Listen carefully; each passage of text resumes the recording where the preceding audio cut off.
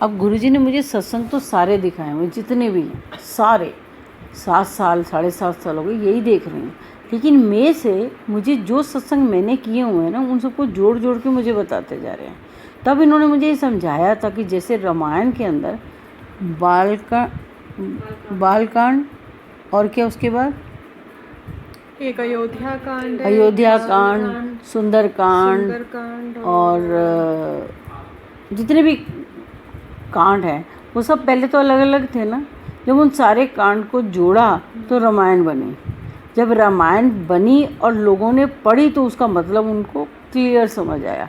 लेकिन जिन्होंने रामायण ऐसे लिखनी शुरू की थी, जब समझ आई थी तुलसीदास ने, तब उसे थोड़ी मालूम था कि इसका इतना बड़ा मीनिंग है। और जिन्हों की रामायण है एक्चुअल में राम कथा है जो, वो तब राम को थोड़ी पता था कि ये कथा बन जाएगी किसी दिन। वो सारे चीज़ों को जोड़ा ना, वो जोड़ने के बाद ही तो रामायण बनी। सारे शिव की जितनी भी चीज़ें सारे इकट्ठे करने के बाद ही तो शिव पुराण बना। जब सब कुछ बन गया, लोगों ने पढ़ना शुरू किया तो थोड़ी बहुत उनको समझ आई। लेकिन गुरुजी ने देखा, भगवान ने देखा ये किसी को कुछ समझ नहीं आ रहा, तो उन्होंने क्या किया, वो प्रैक्टिकल करना शुरू किया। प्रैक्टिकल करने के लिए शिव जो सब डिस्ट्रॉय करता है, शिव से ऊपर है ओम शिवकारा। ओम शिवकारा को धरती पे आना पड़ा ये देखने के लिए कि मैं किस तरह से लोगों की मदद कर सकता हूँ। क्योंकि रामायण राम ने भी दिखा दी, तुलसीदास ने लिख भी दी, छप भी गई, जैसे गुरुजी की किताबें बन भी गई, छप भी गई, लोगों के घरों में डिलीवर भी होने लगी, फिर भी लोगों को समझ नहीं आया। तो 7 साल पहले गुरुजी ने ये कहना शुरू कर दिया था 2009 में कि जो इसमें लिखा है मैं तुझे प्रैक्टिकल करके दिखाऊंगा। प्रैक्टिकल करते करते भी जब वो प्रैक्टिकल सारे जोड़े तो तजुर्बा बना। वो तजुर्बा बनने के बाद ही तो लोगों को समझ आया। तो जिन जिन ने पार्टिसिपेट किया, यानी जो जो आए, कोई 6 महीने, कोई साल, कोई 2 साल, जिन जिन्होंने जुड़े, देखो होता गुरुजी हमेशा कहते हैं मंडे से लेके संडे तक कोई दिन ऐसा ज़रूर होता है जब आप बहुत ज़्यादा प्योर होते हो। वो ब्लेसिंग से पूरा हफ्ता निकल जाता है। होता है ना, कोई दिन हफ्ते में बड़ा अच्छा, हम बड़े खुश थे। तो वो क्या है, वो खुशी का एक कण है जिसने पूरा हफ्ता टेक ओवर कर लिया अपने ऊपर। ऐसे ही अगर रोज़ खुश रहोगे तो हफ्ता भी अच्छा निकल जाएगा, फिर महीने अच्छे निकलते जाएंगे, फिर साल अच्छे निकल जाएंगे और हम जुड़ते चले जाएंगे। तो ऐसे ही गुरुजी ने मुझे पिछले 7.5 साल के सत्संग जोड़ जोड़ के अब दिखाने शुरू कर दिए। अच्छा तूने ये बोया था, आज ये सत्संग कर। अब उसका मीनिंग इतना अपग्रेड लगता है। तब मुझे लगता है अरे मैंने सत्संग तो किया था, लेकिन तब मुझे इतनी समझ नहीं आई थी जितनी आज वो सत्संग करके समझ आ रही है। अब समझ आई ये बात गुरुजी। तो जब करने वाला सुनने वाले को इतना समय लगता है, और जो ना कर रहे हैं ना सुन रहे हैं, उनका तो यही हाल होगा ना। वो तो एक जगह गड्ढा खोदा, पानी निकला, तो दूसरी जगह, दूसरी नहीं तो तीसरी जगह, चौथी जगह, वो यही करेंगे। टाइम पास तो करना है ना, वो टाइम पास कर रहे हैं। तब गुरुजी ने मुझे ये सारी बातें बताई कि तू बैठ आराम से और सोच, तेरे अपने सत्संग क्या है, तेरे अपने सत्संग में इतनी सीख है। हम पहले खुद सीखते हैं, फिर हम दूसरों को समझाते हैं। तो ये सब करते करते तो हमने टब में प्योरिटी तो बढ़ी थी। प्योरिटी भरने से ही तो ये दिन आया। अगर प्योरिटी ना इकट्ठी की होती, ये विज़न, आज मैंने राम को देखा, आज मैंने कृष्ण को देखा, आज मैंने वो फलानी आंटी को देखा, आज मैंने देखा गुरुजी साइकिल चला रहे हैं, आज मैंने देखा गुरुजी वहाँ जा रहे हैं। मुझे भी किसी बंदे ने डिस्टर्ब किया था पहली बार, बहुत चिल्लाई थी मैं, बहुत गुस्सा चढ़ा था। सच है ये, मैंने डाइनिंग टेबल के ऊपर बैठ के गुस्सा किया था। तब क्षमता आंटी आई हुई थी, मैं थी और मेरे हस्बैंड थे। ये वो मेरा पहला इंसिडेंट था जिसने मेरा दिल तोड़ा था, मेरा बड़ा बुरा हाल था, इतना सब कुछ था। और मैं जिनसे इनको क्षमता आंटी को खूब सुनाया, मैंने कहा ये संगत है, ये क्या है, बेकार है, गुरुजी ऐसी संगत इकट्ठी करके गए हो। मैं गुरुजी को भी डांटा मैंने कहा मैं नहीं इन लोगों के साथ बिल्कुल बात करूंगी, ये बकवास लोग हैं, ये है वो है। सब कुछ करते कलपती जाके बिस्तर पे लेट गई। जब मैं बिस्तर पे लेटी तो क्या हुआ, एकदम मैंने देखा गुरुजी आए राजदूत मोटरसाइकिल लेके, एकदम घंटी बजाई, मैं और क्षमता आंटी नीचे उतरे, बोला आओ बैठो। बाइक पे बिठाया, सीधा गुड़गांव रोड पे लेके पूरे गोल्फ क्लब के जो सर्कल था वहाँ घुमा घुमा के स्किट मार रहे थे, यूं यूं यूं यूं ऐसे ऐसे करते करते करते करते करते गोल्फ क्लब के गार्डन में ले गए। वहाँ पर देखा तो वहाँ पर 2 संगत खड़ी हुई आपस में बातें कर रही थी। हम दोनों वहाँ पहुँच गए। गुरुजी तो किसी को दिखते नहीं। जब उन्होंने देखा तो उन्होंने बोला, देखा संगीता आंटी को क्या क्या सत्संग कर रही हैं आजकल, देखा ज़रा क्या क्या बातें कर रही हैं, ये है वो, ऐसे ऐसे बोलना शुरू कर दिया। तो मेरे को बड़ा गुस्सा आया।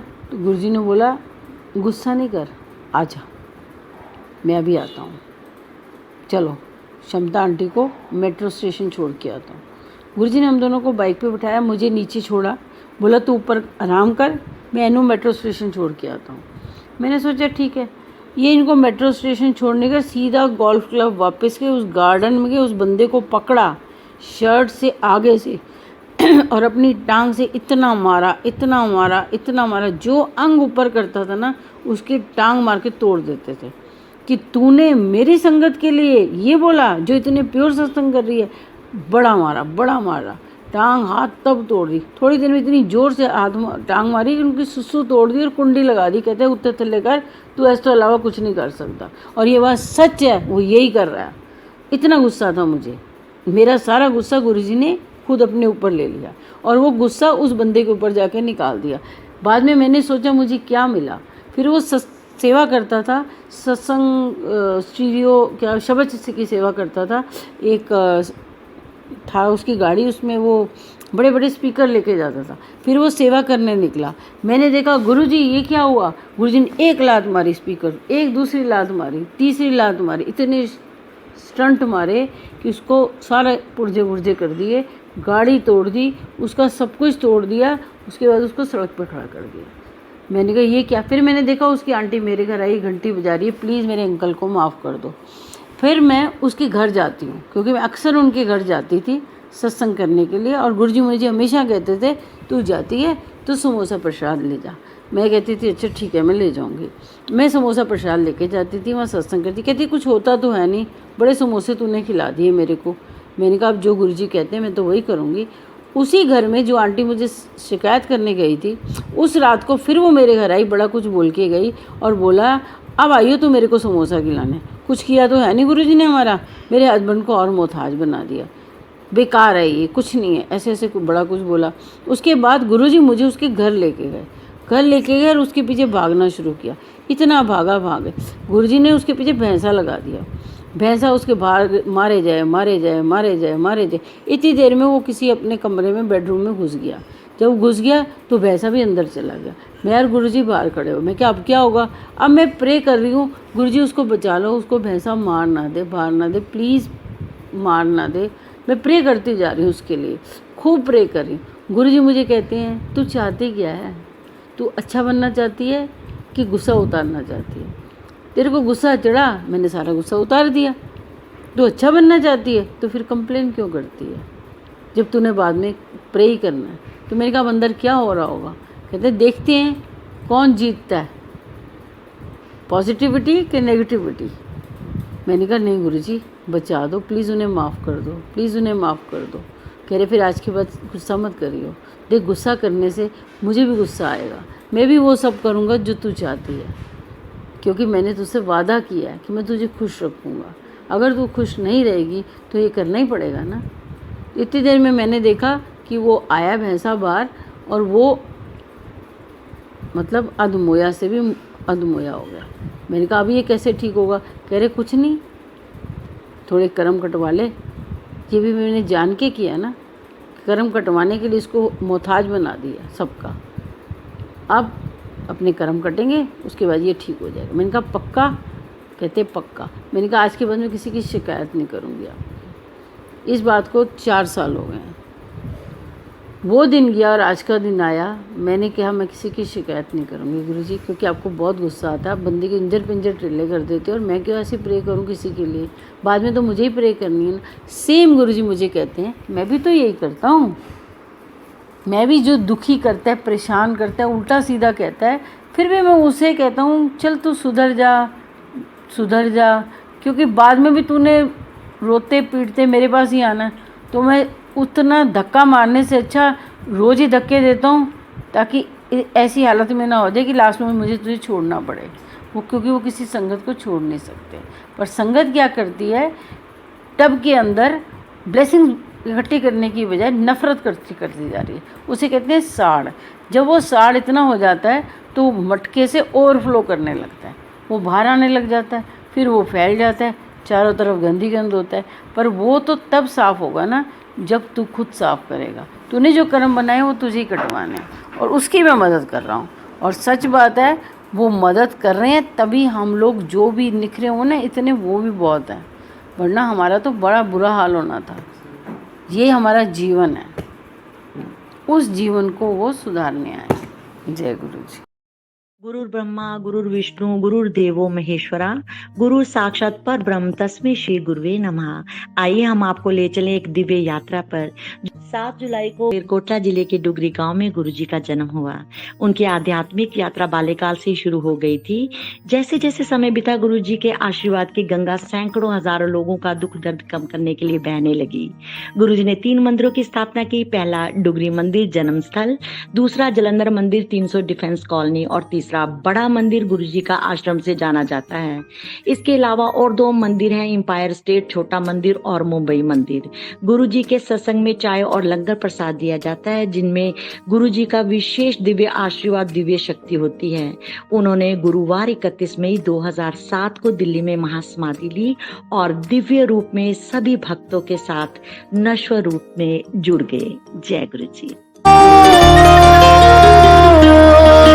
आज पैर ना जमीने उत्ते लग दे, मेरे पैर ना जमीने उत्ते लग दे। जन्म दिन गुरु जी दा, जन्म दिन गुरु जी दा आया संग तो। मेरे पैर ना जमीने उत्ते लग दे, ओ मेरे पैर ना जमीने उत्ते लग दे। जन्म दिन गुरु जी दा, जन्म दिन गुरु जी दा आया संग तो।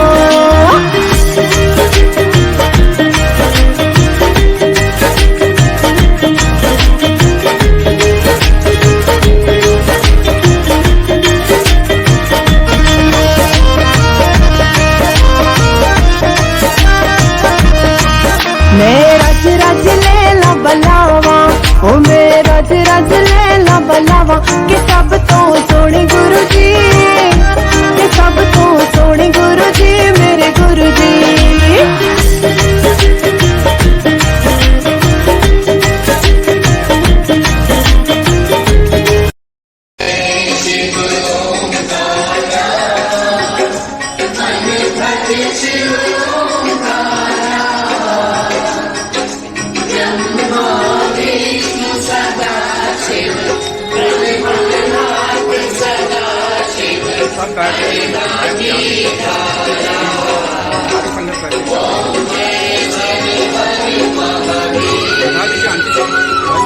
एकानन चतुरानन पंचानन राजे